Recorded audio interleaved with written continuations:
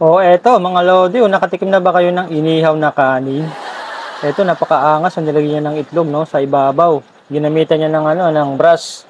Tapos sa kabila naman, oh, ginamitan niya ulit ng brush, oh. Buti hindi siya nawawasak.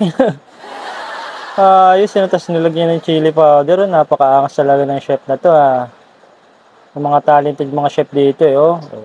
Eto rin, mukhang bad trip na rin yung customer rito sa pinagagawa ni chef, oh. Pero napaka-talented ni chef, oh. Biruin mo yung itlog, oh, oh. Napaikot niya, oh. Angas. Oo, oo.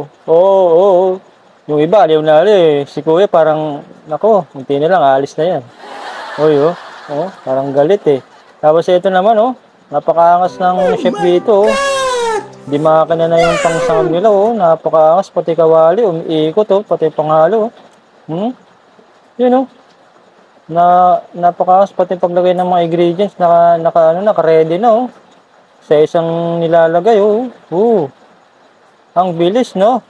Ano kaya lasa niyan mga idol? Mukhang yummy, ah. Oh, tapos, angas.